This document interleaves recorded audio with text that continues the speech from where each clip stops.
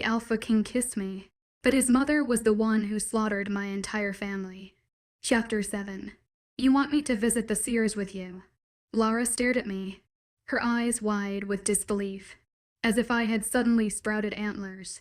It was the day after Luca, the strong and attractive alpha, had extended his invitation for me to train with him. The thought still lingered in my mind. The 24-hour deadline slowly driving me to the brink of madness, but I was determined to handle it, just as I had handled every other challenge in my life. We sat in Mara's working chambers, a kaleidoscope of sparkling dresses and vibrant fabrics surrounding us. The air was thick with the scent of newly stitched cloth and the faint aroma of perfume that clung to the garments. I nodded at Lara, my lips pursed in determination. There's something completely wrong about them, I insisted, my observant nature kicking into high gear. Leela, you've never even met them. Lara spluttered, her hesitation evident in every word. Her fingers nervously toyed with a piece of silk in her lap. Lara, seers are supposed to predict the future using auras, objects, soil, and nature. Words alone are enough. They don't need a piece of paper to detect things. They are the paper, I explained, my suspicion of seers coloring my tone. A heavy silence fell between us before Lara replied, her voice vacant, as though the very thought of visiting the seers drained her of energy. Why don't you take 𝐷𝐴𝐿 with you? I stared at her, incredulous. Are you absolutely insane? Lara, 𝐷𝐴𝐿 is only a teenager and a servant. Seers are hideous old women that speak to you in rhymes and whispers. 𝐷𝐴𝐿 is the last person I'm taking, I said, my protective instincts flaring up at the thought of exposing the young girl to such an experience. What about Luca? Lara suggested, a hint of mischief in her eyes. My heart skipped at the mention of his name. Unbident, images of his glacial blue eyes and powerful arms flooded my mind. I struggled to push them back, my cheeks warming despite my best efforts. They would never crack underneath their alpha's nose. Puss. They would know he was there to interrogate them.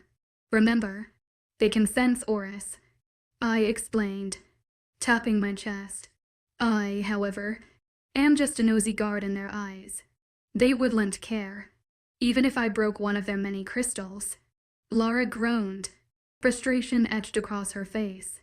I don't want to go, she admitted, her reluctance palpable. Understanding her hesitation, I decided not to push further.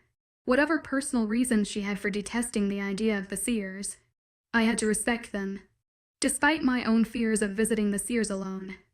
I valued Lara's friendship too much to pester her.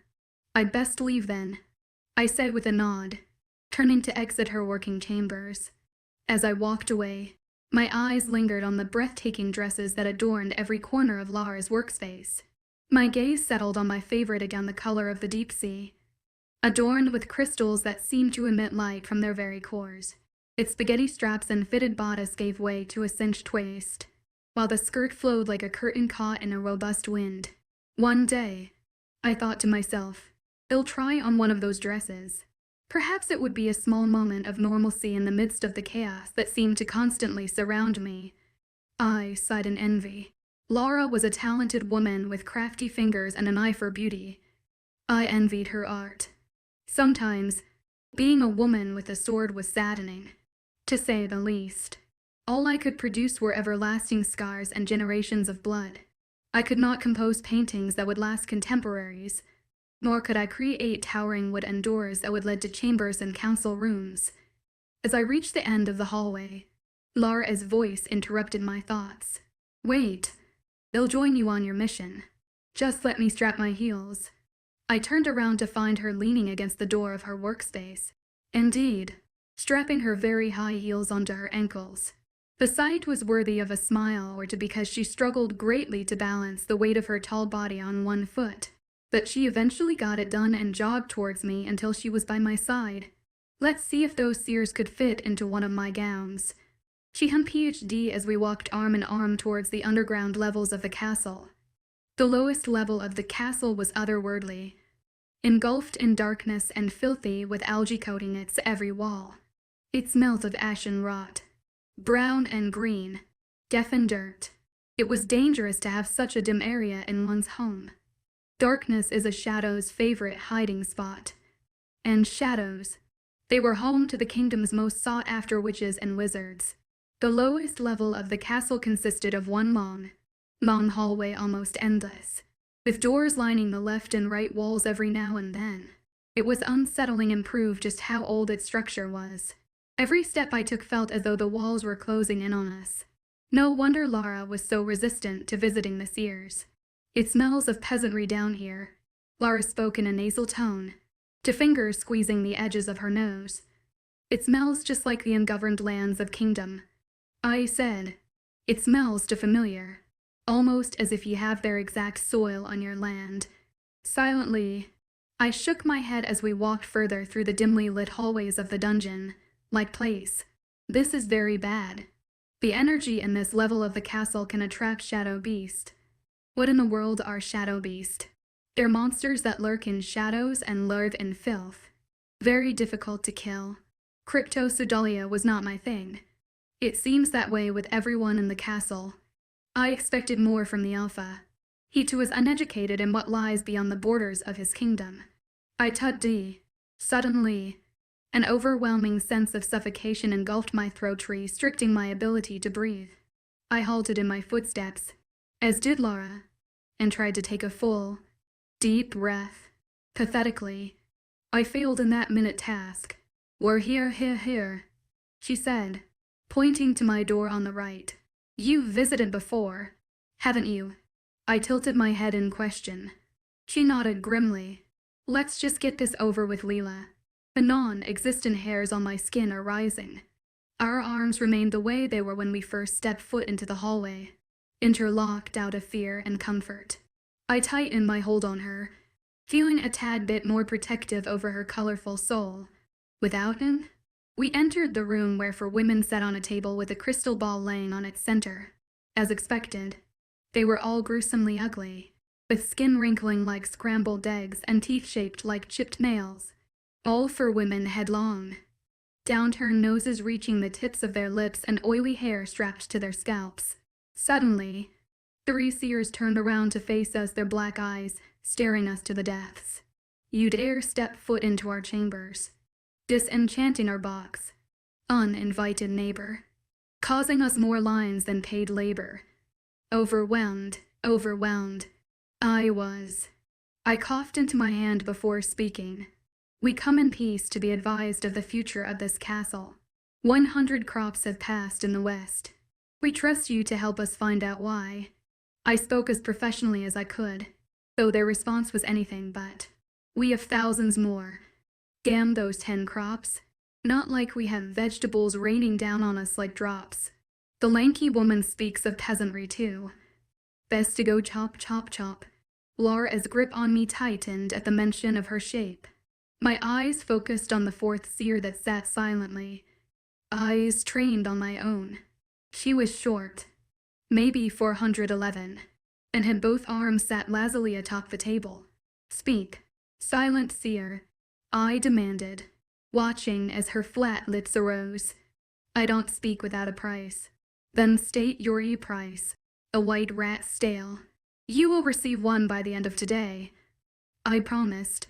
Now spill to us the future of this castle. She laughed 𝐴𝐿𝐴, like nails scratching against floorboards, revealing her several missing teeth and horribly saggy lips. A woman with eyes the color of honey, desperate for status and long-run money, will snake through your walls disguised as a halo bunny, only to be a bitch that will leave you stabbed and bloody. She leaned against her chair, finger tapping the wooden table. That is all for now. My brows furrowed.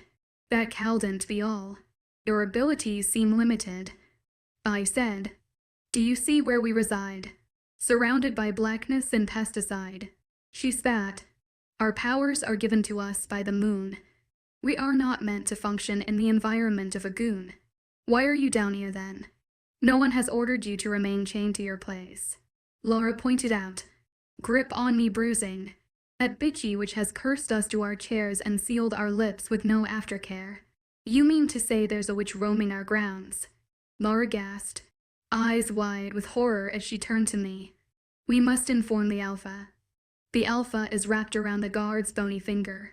He will not spare you the chance to chat nor linger. The same 𝐶𝐻 spoke. Keep this mission to yourself. Be like a thin book strapped to a shelf. Let no one find out about our chains, or else the entire castle will light up in 1,000 little flames. I could not understand a single prophecy each old woman uttered, and I wanted to scream. The women were definitely seers.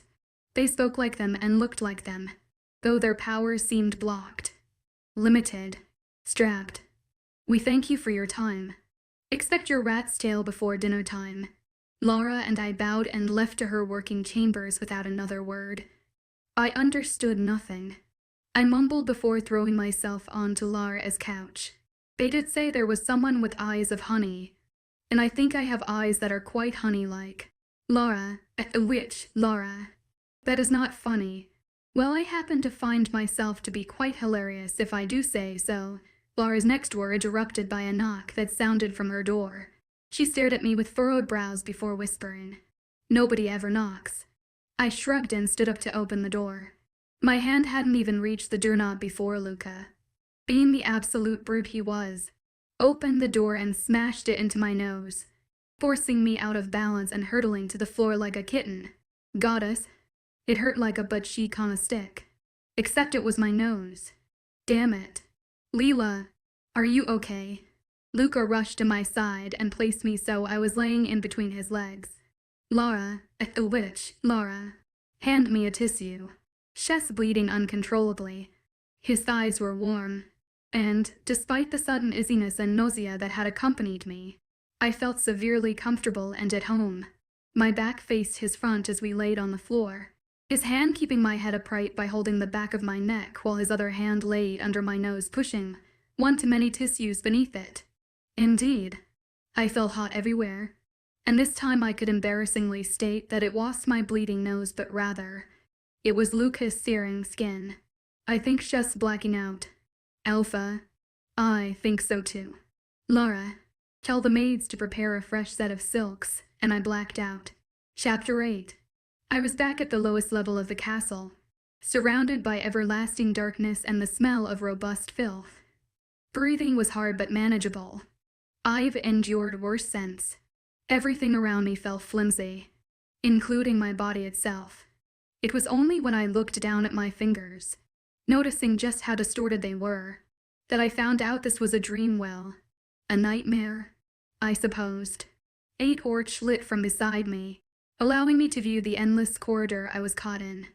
I disassembled the torch from the wall and held it in my hand, finally able to walk further into the hallway that resembled the basement of the castle so well but was different in a way. Darker, with no doors drilled into any walls. A shiver ran down the small of my spine as I hastened my steps, eager to get this dream over with, to wake up and view the sun once more. The sound of footsteps suddenly echoed from behind me. I turned around, the fire on the torch faltering for the smallest of moments, unable to see farther than half a kilometer. It was maddening. I didn't know what swarmed through the darkness of my dreams, and this torch helped me see nothing but two walls that stretched for what seemed to be thousands of miles and a floor below me. Out of frustration, I sighed before turning back around and walking forward.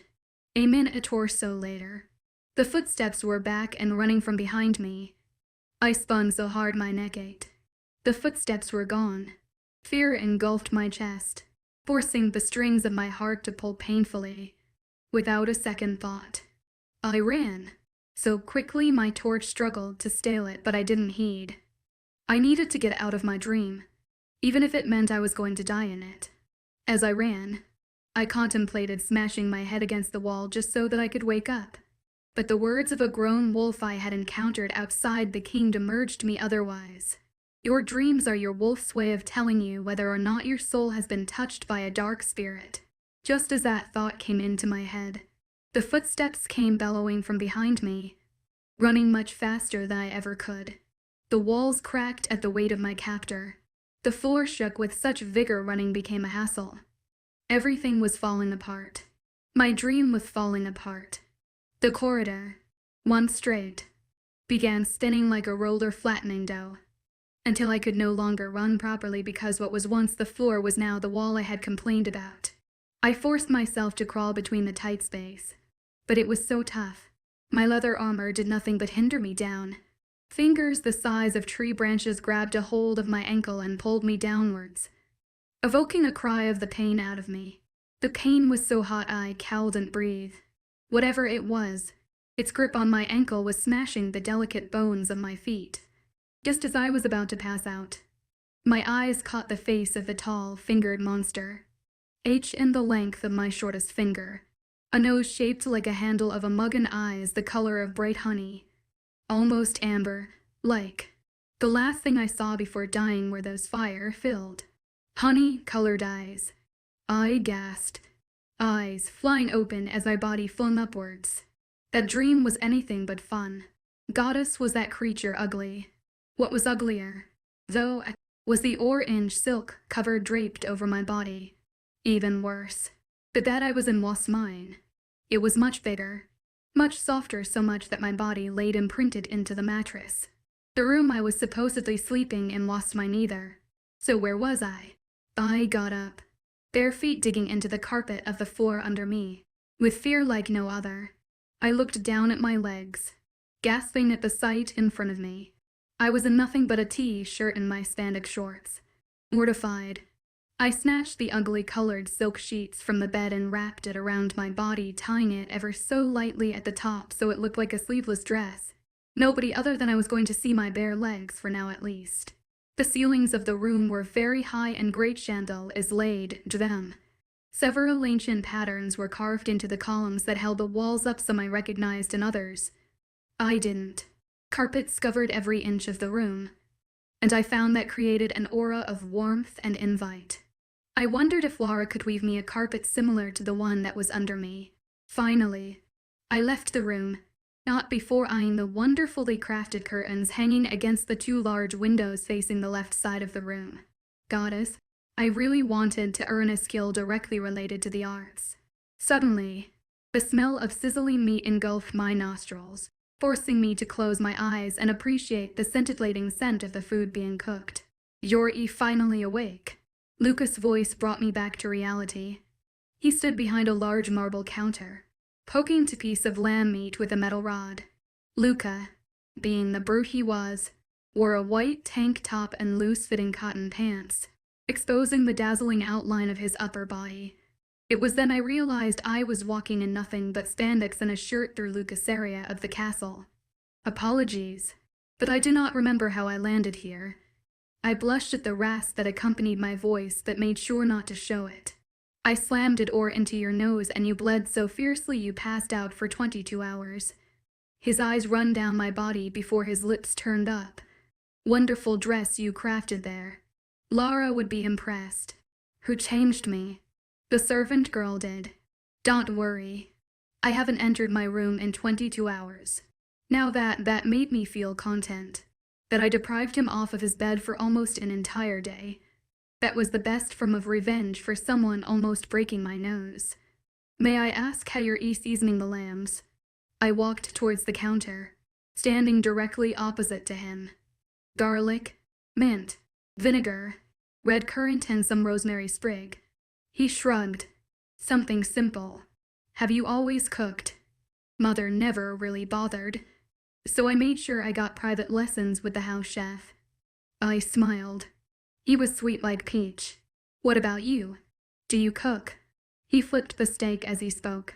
I shook my head sheepishly, leaning my elbows against the counter. I know how to brew potions and healing jellies. I've not a thing about cuisine nor art. Do you want to? I looked up at him, lips parting. If the opportunity presents itself, I definitely wouldn't pass it. I said, "Come here." Then he nudged his head to one side, gulping. I nodded, walking so that I could stand in front of him. It wasn't until the silk sheets wrapped around me got stuck underneath the palm of my foot and slid down my body that I halted in my footsteps, stunned at the absolute cold that slammed into the pores of my skin. Despite the absolute cool seeping into my body, everything in me felt hot. My veins, my heart, My cheeks. All of it. Never had I been this exposed to a man that was not my father nor brother. It scared the living heartbeat out of me. Lucas' eyes glowed a bright amber at the sight of my lean legs there in front of him, even licked his bottom lip thinking I hadn't caught him. Come here, come here. He used his alpha tone on me and, though I could have resisted, the spark in my chest told me not to. So I didn't. I walked so that I was standing right in front of him, heart beating out of my chest so ferociously breathing hurt. Close your eyes. I closed my eyes. Open your mouth. I opened my mouth. Not even a second later, a slice of lamb chop was placed into my mouth, forcing my lips to close around the fork holding it. Slowly but surely, Luca pulled the spoon out, allowing the piece of meat to be chewed by me. How is it? Luca's voice turned raspy. After swallowing the lamb, I opened my eyes. Ravishing.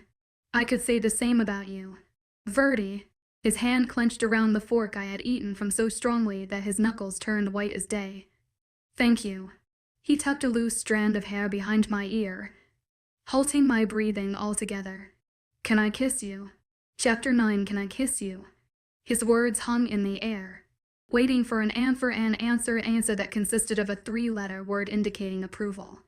Approval to take my lips in his and interconnect our souls ever more powerfully. I, however, had no answer. It only met Luca 5 days ago. It didn't seem right to touch him just yet. I knew on the inside I sounded prude and futile, but I was still a woman of the North. 𝐊𝐢𝐧𝐼𝐬. No woman was allowed to rest with a man that was not wedded to her. Punishment for such an act would be 11 lashes to the spine. It went the same way for the men, though for them, it was 16 lashes. Mother taught me, she ingrained in me to protect my body from strangers. And Luca, well, he was technically a stranger to me. I began, eyes staring into his. I'm sorry. He smiled, shaking his head. Why are you apologizing? 𝐼𝐸 bruised your ego. And soon enough, you'll build it up. My brows furrowed. How so? When you scream my name, Luca. I smacked his chest, eliciting his eyes to glow once more. Stop turning every little thing I say into something inappropriate. It makes me queasy. You mean to say you want me to stop making you blush like this? He smirked. Never in a million years. Even if it meant you deprived me of your body for an entire week's time. Are you willing to test that theory? He stilled for a beat before regaining his composure. Sure. I'm no animal. Okay then. I took 2 steps away from him. You are to stay 1 meter away from me at all times. His jaw slacked. You can't be serious. Joking has never been my thing. Luca. He squinted his eyes at me, jaw twitching as he attempted to take control of the situation. My mother told me that alphas hated it when they had nothing to say, that they always had to have the last word, even if it meant they had to take the wrong side to seem right. Before this challenge starts, can I hold you for a minute? He asked, taking a step towards me. Make it 30 seconds. Deal. He took another step towards me so that we were back to our previous position, chests barely brushing against each other's and arms swinging beside on another. How should I approach you? As you like. I smiled up at him. Starting now. I'm all yours for 30 seconds. If that's all I get then. Without another word, he without clothes, his long arms around my waist and squeezed my frame, spreading a warmth I never knew existed from my core. The butterflies that once sported razor-edged wings now swam through my stomach as graceful swans. Feathers white as day with eyes blue as the East Sea. Slowly, I wrapped my arms around his neck and dug my head into his chest, breathing heavily against him. It was so nice, so ethereal, so peaceful. Time didn't pass. Only our heartbeats did. Is my time up? He mumbled, voice deep. I thought about it for a second. None of us were counting, so even if I said his time lost up, it wouldn't discredit my ability to stick to my word. I think there's about 15 more seconds left. I mumbled into his shirt.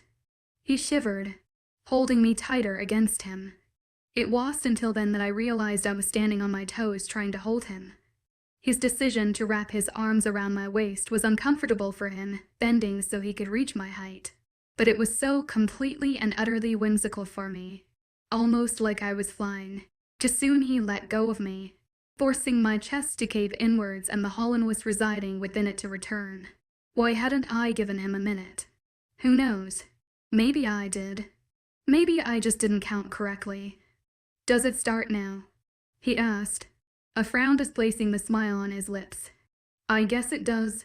A frown was also on my lips. None of us are quite happy going through with this challenge. Indeed, we are not. Does that mean we still have to go through with it?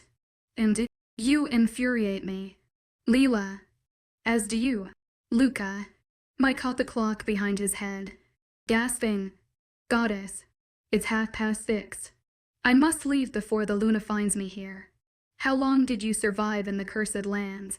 Luca changed the subject, tilting his head innocently.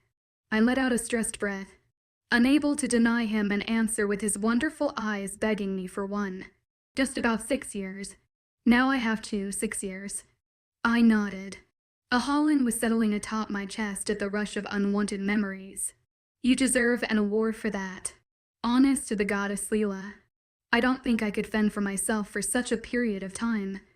And Immerse Alpha." He ran a hand down his face. "Why were you banished anyways?" My heart paused as Mother's words ran through my mind. "Don't deprive me of those eyes. Leela." Father's face came up my whirlpool of memories, images of him shouting at me as I stumbled upon my steps. Slay man.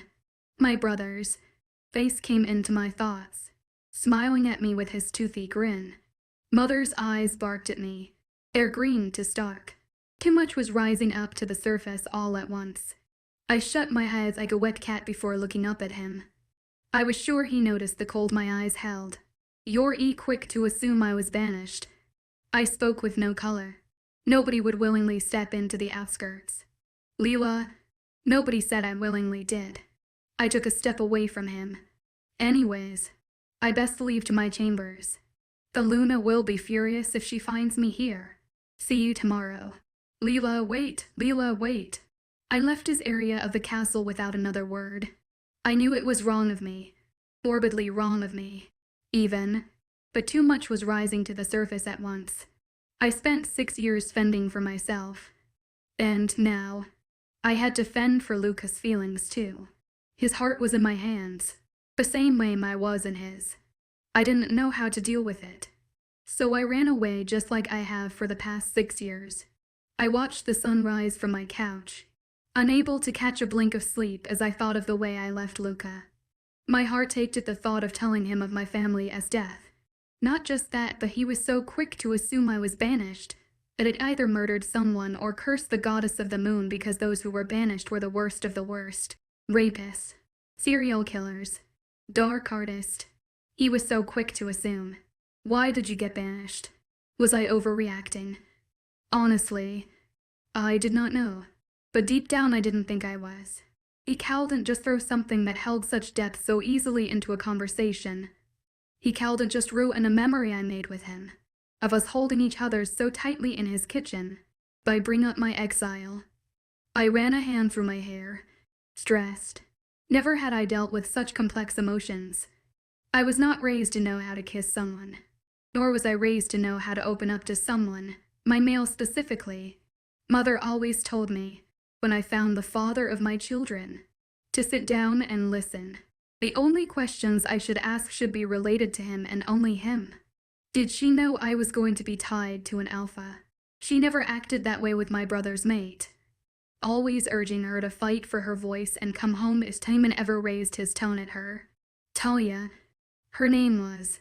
She was pregnant with my brother's child the day of the invasion. I was so excited to hold the child, my niece. I never got the chance to, though. Only tear slid down my cheek and I wiped it away with no hesitation. I deeply desired 𝐊𝐢𝐬 company and bubbly voice. She was able to lessen the weight of my burdens and add color to my line of vision, color I deeply lacked in my survival. Just one look at our dresses and I would be mushy all over again. I still laid in my spandex and shirt, too comfortable to change out of them. Might as well sleep in them if I were to wake up into hours. Right. With a slump in my back, I walked to my bed and threw myself onto the mattress, a huff leaving my chest. Who knew love, the most beautiful sensation curated by the moon, would be so confusing? Mom and Dad made it look so easy, exchanging a few words every now and then and discussing politics until they fell asleep in each other's arms, the couch too small for their warrior-like bodies. The more I thought about it, it didn't seem my parents had the connection Luca and I had. They respected one another more than anything. They would exchange nods of approval before going to work, not kiss each other's goodbye. That's what arranged marriages were like, I guess. With too many thoughts to grasp and floating in my head, I fell asleep, lips parted and sun rising. I woke up feeling like I was thrown into a cauldron of boiling water. My eyes oozed open slowly, expecting the view of a rocky ceiling, only to find 𝐊𝐢 leaning over me with a hand on my head. I screamed, jumping away from her. 𝐊𝐢 flinched backwards, stumbling. Goddess, I didn't mean to scare you. It's just that your skin seemed to be very, very red, and wet, and hot. You had these droplets sliding down your hairline, and I worried your fever was back. Relax? 𝐊𝐢, 𝐊𝐢𝐻, I'm not angry. I paused, attempting to slow down my heartbeat. You startled me is all. Apologies, she mumbled, bowing before me. The Luna wants to meet you and discuss matters of the ball taking place tomorrow night. I must get you into your armor as soon as possible. All right. Let me have a quick shower. Her eyes widened. Make sure to take a shower in warm water. The castle waters are blessed by the Church of the Moon. Cold water washes away the blessings. I nodded, sending her a small smile. All right. The warm water didn't work. It was a surprise considering a blizzard was making its way towards the castle. But still, I had hoped it would be warm. I guessed it'd have to do without the blessings that day. I was sure Mother was sending me a ton already. Remember what I told you. All right. Bow before entering and don't tries until she says so. 𝐊𝐢 patted my back before knocking on the door of the Luna's office. Oh, and the Alpha is there with her. What my sentence was cut short by the opening of the doors, with a heaviness accompanying my steps. I walked into the room, eyes facing the floor, and bowed till my knee made contact with the floor. It didn't feel right. Lowering my head for a female of status lower than mine. My wolf felt the same way too, but we both knew it was for the best. Mother would be satisfied and Father would be very, very proud. That thought, the one of Father smiling down at me from the skies, made it hard not to smile myself. Rise. I rose, meeting the Luna's icy blue eyes. We meet again. Guard. She spoke with her nose in the air. Bow down to the Alpha. There's no need. Mother. Luca eyed his mother. The guard is welcome. As you wish. Dear. My brows rose at his mother's endearing pet name. Your first mission starts today. You must make sure our gates are burglar-proof. You must also seal all of our secret exits before sundown. We must have a commoner interrupt our ball. She eyed my suit before speaking again. You can't wear that to the ball too. My face remained stoic. What do you suggest I wear? Luna. Choose one of Lara's dresses for all I care. The Luna huffed a hair out of her head. We can't have the Northerners find out you're the King's Guard. Let them think you're some maid or princess. After all, we did sanction the attack on their kingdom 6 years ago. If they find out it was us, they're bound to make a move on us after Ray, establishing their pack name. My ears rang so fiercely I went completely deaf for a second. Luca tilted his head at me, sensing the extremity of my shock. May I ask why you attacked? My voice shook. Why? I need to understand their motive to attack. It helps with my technique. That was complete bullshit. A seer warned us that the warriors from the north would bring down our line of family. The Luna shrugged. Get rid of them if that's the case. Understood. I spoke, stomach churning. I wanted to grab the sword strapped to my back and plunge it into the Luna's pretty little head so hard it slipped through the other side, appalled by her stupidity, angered by her carelessness, shocked at her naivety. What she didn't understand was that attempting to stop a prophecy from coming true would only make it come back stronger. I just hoped those warriors were already somewhere in the castle. Chapter 10. I locked the last secret corridor in place, making sure the cracks in the door were sealed with rocks and the key was nowhere to be found. The door laid at the very edge of the castle, standing at about 4 feet, and was only accessible to those who were willing to crawl through it. Most of the hidden exits were similar to it in a way, but I paid no mind to that fact.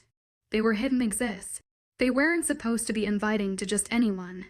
The act of locking theatre doors in place was mind-numbing, but at the time, when I found out that my mother-in-law was the woman that was partially responsible for my parents' death, it helped lessen the rage blooming in my chest. The kind of rage that made it difficult to control the urge to stab my sword into the center of her skull and twist until fragments of bone oozed out of her skin. I was on high alert too. My wolf and I had gotten too comfortable in our armor, so the sudden bombardment of news was a brutal slap to the face. We couldn't afford to be surprised. As I walked through the cramped stone corridors, I wondered why Luca and his mother would think it best to murder thousands of northerners because 1 or 2 of them would bring them down. It didn't make sense, or maybe I didn't want it to make sense. Luca's scent was creeping through my nostrils, clogging my airways the further I walked. He was here, somewhere in the maze of cobblestone corridors. Luca was here. It wasn't until I reached a W-shaped hallway, each point a different exit leading to a different area of the castle, that his scent became bombarding. There lay 5 exits in front of me. I took in a deep breath and perked my ears up, heightening my sense of sound. I could hear his steps. They were slick, obviously trying to hide the fact that they were even there in the first place. Just the bow that he was looking for me after his mother's avid confession brought life to fire in my veins. His footsteps loud and end. There were too many exits in front of me to focus on all 5 at once. Without a second thought, I readjust my stance, ready for him. 𝐊𝐢𝐬𝐩𝐿. I spun around, holding a dagger to his throat. His eyes were wide with shock and his lips parted in awe.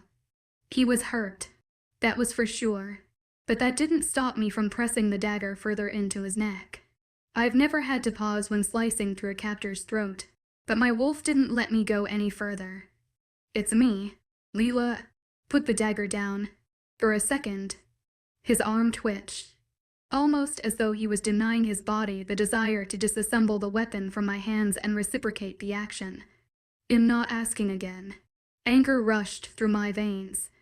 I rose my knee to his crotch and stepped so my front was facing his hunched back to hold his hands as though my own were a rope sealing him still. It took every bit of strength in my body to keep him from moving, and I was sure I wouldn't be able to sustain him for much longer. But if it meant I would be able to witness him seem so defenseless for even a second more, I'd do it again. 𝐊𝐢𝐬𝐻. He grunted, squirming. You are no match for me. You know that. I don't have to be. I spat, kneeing his back and leaning all my weight against him. I just have to do enough. Stop this. He growled. Stop before you put it in my place. I laughed sadistically. That was the plan all along. Suddenly, Luca rolled all his weight to one side, forcing me to stumble forward. Without question, he grabbed me by the back of my neck and spun me so I was facing him, his hand on my throat. The crown of vulnerability was suddenly placed on my head.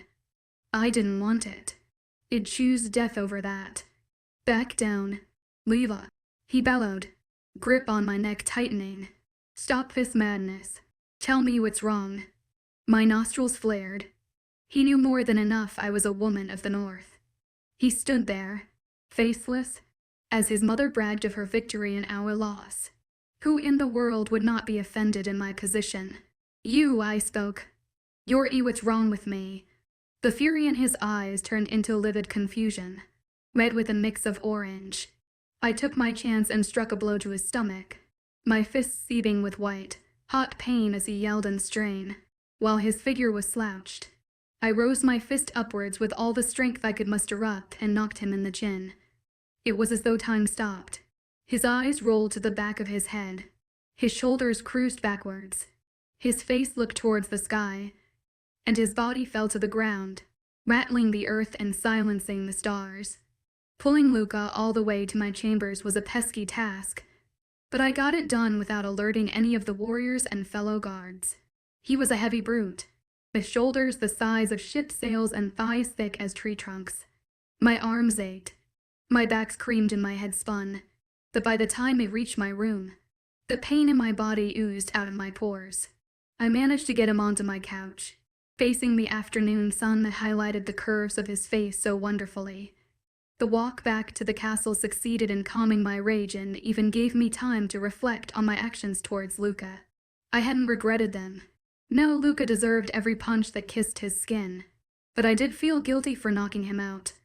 The man didn't even know what he had done wrong, which struck a moderate class of violence in my chest, but I guessed that as a maid it was my job to tell him, despite my source of rage being as obvious as a missing arm. As Luca snoozed through time, I prepared a plate of fruits and eggs coated with spices. I made sure to add a bit more than usual, knowing full well 𝐾𝐿 wouldn't be able to withstand the vigor of flavor, and left them to cool atop my coffee table. The sun was still bright, indicating it was about 2 o'clock, and I concluded it was time to wake Luca up. He had slept enough anyways. I grabbed a glass of chilly water from my set of cupboards and emptied one atop his face. His body flew upwards and his eyes burst open. I swear to the goddess 𝐊𝐿𝐬, if you do that again. His eyes landed on me and his mouth went shut. A tick overcame his jaw as he assessed his surroundings, concluding that he indeed did not wake up in the comfort of his king-size bed. "I am in your chambers, aren't I?" "Yes. Do I owe you a visit?" He rose a brow. "After you've knocked me out. How did you manage to move my body all the way up here? How did the guards not notice? I am the guard of all guards. I think I know from experience." His eyes shone with fury as he sat up straight, body taking up almost half of the entire couch. I stood in front of him, blocking the sun from touching his skin, and waited for him to speak. Maybe I was waiting for an apology. Maybe I was hoping for one. I was sure he was directly responsible for the loss of my pack, but I was also sure he was completely unhinged. "What was all that about?" he asked, frustrated. "You were lucky my wolf was mated to yours, 𝐊𝐿𝐬. Only goddess would have known what I would have done to you if you weren't. You really don't know what that was all about." "No, well then you must be clueless," I exclaimed, hands flailing. "Spit it out then. Where am I from?" I demanded. "The North. What did we talk about this morning with your mother?" "Your new task." Suddenly, I regretted cutting up those fruits for him. 6 years ago. Which pack did your mother order to attack? As rage continued to bottle up inside me, Luca's eyes lowered. "𝐊𝐿𝐬, I had nothing to do with that." "How do I know that?" "I was only announced king 4 years ago, when my father passed away. He attacked the North per my mother's request. She lied to him about the Northern situation and he believed her because he always did." He ran a frustrated hand down his face. "Believe me, 𝐊𝐿𝐬, I only found out about the attack a year ago. That was even worse. I had no one else to blame now. Nobody but myself. And the fact that all 3 of my family members were dead because of me, it was eating me up inside, sucking the life out of me like a leech." My chest caved just at the thought. 6 years of buried memories rushed to the surface. A whale leaping from the bottom of the ocean high into the air. Breathing turned into a chore. Suddenly dizzy, I sat atop the coffee table with my head laying in my hands. I knew if I spoke even a word of it all I would burst into a fit of pathetic tears in front of the man I was supposed to be protecting. Luckily, I sat directly in front of him. My wolf found the color of his presence comforting, which lessened my desire to scream out his tweeted melancholic rage, though it did not completely diminish it. Nothing would diminish that tightness in my chest. "𝐊𝐿𝐬," his fingers wrapped around my wrist. "Speak to me, will you?" With heavy lids, I looked into his eyes, overwhelmed by their saturation of emotion. He looked to be speaking the truth. I was reluctant to believe him because that would have meant the burden of slayman. Mother, father, Talia and my niece all sat on my shoulders, 𝐊𝐢𝐬𝐩𝐿 making my heart heavy. Verdi, Luca's shoulders slumped, inching our faces closer. Heavy with what? Luca paused for a beat, thinking. Everything. His grip on my wrist tightened. Absolutely everything. I could say the same about you. Every time I think about you, I think of what I'm not. Do you have a dress picked out? Luca drew circles on top of my wrist with his thumb as he spoke. I was glad he knew I wanted a change of subject. No, but don't worry about me. He'll have one by the end of today. He connected his eyes to my own. He looked down at me as though I were the only person that existed. My lips parted, slightly shaken by the emotions in his eyes. Don't worry about me. Luca, can you promise to tell me about your past, 𝐊𝐲? I laced my fingers through his and nodded, sighing. One day, I had only two things stopping me from drowning in my thoughts, two things that stopped me from ending it all. The fact that if I'd honorably, I'd be able to meet my family once more. And Luca, though he was quite a new promise I made to myself. As my thoughts began to subside, Luca unshackled his fingers from mine, put them around my waist and pulled me onto the couch. I gasped, placing my hands on his thigh to balance myself, eyes facing his own. They were that bright amber again, that beautiful torrent of fire. He let out a short breath. A beat had passed before he rose his hand with hair behind my ear. Your eyes are beautiful, he said. I tilted my head to one side, hair sliding off my shoulders. His eyes immediately shifted from my own to the base of my neck. Thank you. I mumbled. Yours are wonderful as well, with his eyes trained on my throat. He slid his hand to the back of my neck and leaned forward, placing a wet kiss atop the tan of my skin. I gasped, suddenly charged with heat that arose from deep within my stomach. His grip on my throat tightened. Do I have permission to continue? I nodded, unable to speak. His lips trailed across the curve of my neck until they reached the vector of my jaw. There, he let his fangs graze my pulse, evoking a sound I had no idea existed from my body. Without question, he hoisted my body onto his lap, not giving me time to recover from the suffocating spirit of pleasure I had just undergone. If it were up to me, he laid another wet kiss to the base of my neck. I would have had you the minute you walked into my office. My thighs clenched around his pelvis. But your mind. His fingers swiveled through my hair and pulled downwards, exposing the entirety of my neck to him and forcing a moan out of me. It makes my own bow down to yours. As it should, I whispered, finding it hard to use my voice. He ravaged the skin of my throat, biting in places that made my heart explode with frustration. Luca used his mouth with divinity. Even the simplest touch of his lips made my skin ache for more. Never had I imagined myself rest so intimately atop the lap of an alpha male, our cores sighting right above one another. The feeling made me melt all over. If you don't stop me, I'm going to have you. 𝐊𝐲. A growl laced his cords. My grip on his shoulders tightened. I didn't want to stop. My wolf didn't want to stop. Then we should stop. I let out. Please. He let go of my hair and rested his hands on top of my hips. How is this considered armor? He asked. I chuckled, head falling backwards.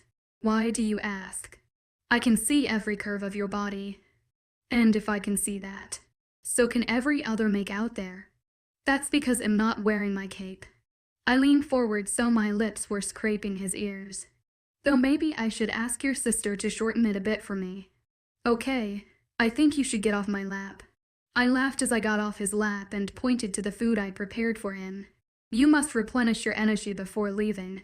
Are those northern-styled eggs? 𝐊𝐬𝐧 always cooked these for me during breakfast. He grabbed the fork and bit into the eggs. Goddess, I love them. What? Are they not spicy? I asked, brows raised. They're perfect. They just have to add some more next time. Chapter 11. It was the night of the ball. Yesterday, I spent the entire day sealing every secret exit and corridor that may or may not have led to certain events taking place. Regardless of that, I did my job and I did it well. The Luna, that snake, approved of my work and said I was able to attend and sport one of her daughter's feudal dresses. She said I was to have a weapon strapped to me at all times, but I was not able to showcase the metal. It would alert those northerners. She said. I sure hoped it did. In the entire 6 years I spent surviving in the outskirts of the Lycan Kingdom, never had I expected my pack to rise again. I spent those days mourning over the loss of my home, my people, even the 2 friends it made in my 12 years of living. Excitement brewed in the pit of my stomach, accompanied by a nervousness I did not know how to subside. I was going to meet them, though this time, I was going to be on the other side of the fence. Currently, I stood still as Lara stitched a needle through the waist area of the dress I was wearing. It was that midnight blue gown I dreamed of the day Lara and I visited the Sears, the one littered with ice-like crystals at the skirt and laid tight at the waist up. I couldn't believe I was dressed so richly in velvet cloth covered with stars. Your waist is fabulous, Lara gushed, tying a knot. Honestly, I'm jealous of you. 𝐊𝐚𝐲 also has one, except you're shaped like an hourglass in him. A sexy nacho. My brows furrowed. Who's 𝐊𝐴MZA?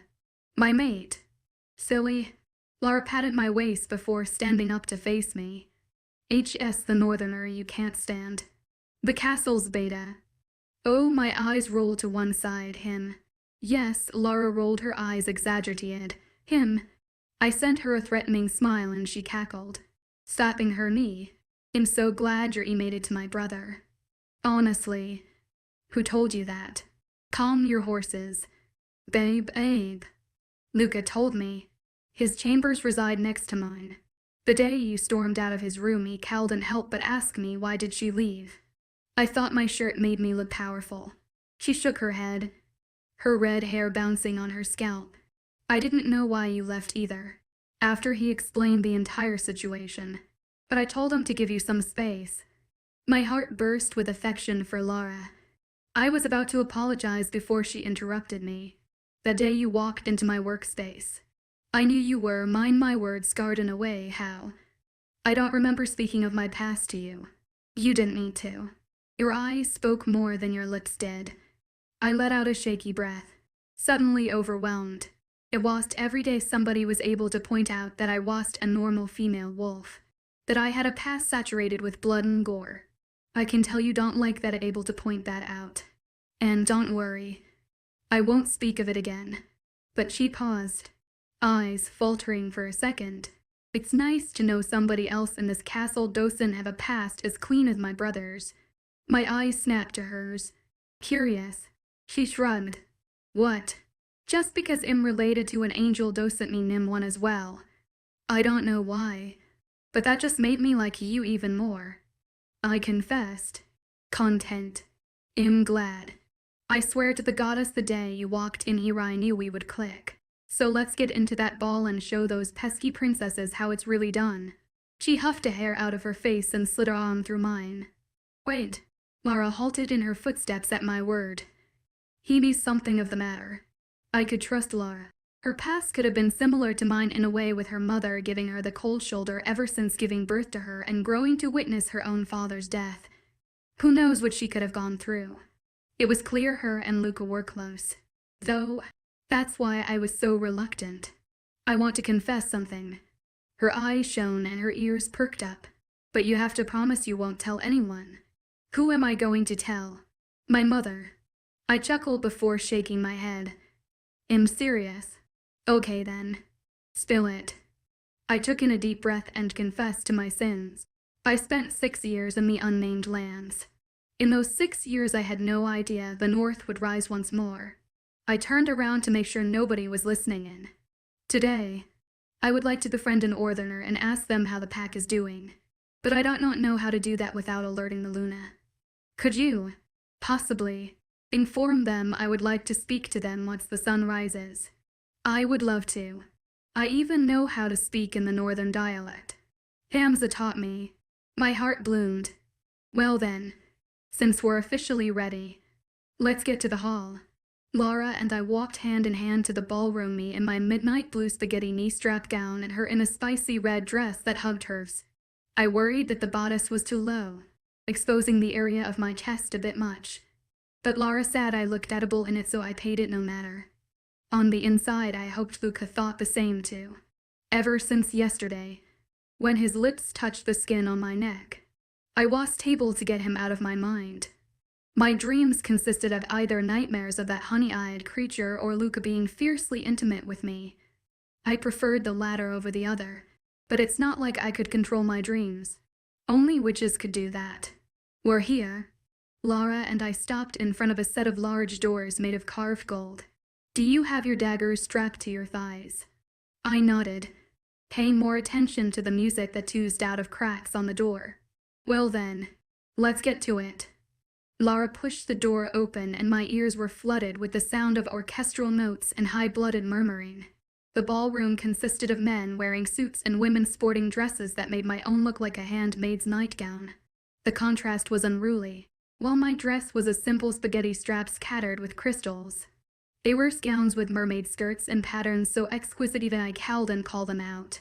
My mouth watered at the buffet that lined the edges of the wall, itching to grab a plate and smear food all over it. But I howled. My commoner self had to remain high class. High class my arse. The northerners have just arrived. Hamza is over there conversing with them. Lara nudged my shoulder. You should too. We agreed that you would. Does my mother know you're from the north? My lips parted. No. Then you go on ahead and speak to the males. You'll tell my mother you're talking to them to seek their motive to attack. She won't even bat an eye. Trust me. Lara slid her arm out of mine. Go on. My eyes landed in the group of males huddled in a circle. Some held women in their arms. Others didn't. But one of them, a green-eyed man wearing brown leather armor covered in chains with a bow and arrow held in his hand, caught mine and my wolf's eyes. Lara, I held onto her wrist, eyes begging. Will you at least walk me there? She rolled her eyes with a smile on her face. Fine, but I'll leave once you're settled. Okay. I muttered. Nervous. They stuck out like sore thumbs wearing brown leather armor with tall swords strapped to their backs. Some even sported traditional headwear that made them seem taller than the average castle dweller, a mixture of cloth and halo-like chains hanging from their heads. Pride swelled in my heart at the sight, as well as a bundle of nerves, rising to the top. It will be difficult, but we've recovered since the war. Even grown more powerful than before. The green-eyed man spoke calmly, yet his voice took over almost the whole room. Our greatest loss was our people, but we know they are watching over us beside the goddess of the moon. Their prayers are aiding us greatly. His eyes landed on mine, brows furrowing. Who might you be? Hamza's nostrils flared at the sight of me. The one look of warning from Lara made him lower his gaze. His nostrils were still flared, though pig. I'm all but a guard in this castle. I curtsied, smiling nervously. Please do introduce yourself. His energy was radiating into mine in torrent-like waves, dizzying me, to black holes circling one another. That's what it felt like. Ladies first. He gestured to me, nodding. I am 𝐊𝐢𝐬𝐩𝐿. Over the course of the upcoming months, I will be crowned golden warrior of this castle. The green-eyed man's grip on his bow tightened, his eyes glowing a bright red. Is anything of the matter? Would you like a glass of water? He seemed to be controlling his breathing, but had trouble doing so. Judging by the color of his eyes, his wolf wanted to take control, and I genuinely didn't want him to embarrass himself in front of everyone around us. I had to distract him. Please do introduce yourself. Kind sir. Northerner leaders loved to her slathered in compliments. I hear your pack is growing. Tell me more about your journey. The woman beside the green-eyed man rubbed his arm, and I found her face to be oddly familiar. Honey, his woman gulped, looking me in the eye. Introduce yourself to the green-eyed beauty. My brows furrowed. Only one person ever called me that. What is going on? Lara whispered so only I could hear. He seems troubled. I ignored her. My gaze trained on the man holding a bow. A hand landed on the small of my back, forcing sparks of warmth to rush through my spine. I didn't have to turn around to know it was Luca. He just seemed bothered his jealously sleeping through me skin. Introduce yourself. Kind sir. Luca, the king of all wolves, spoke.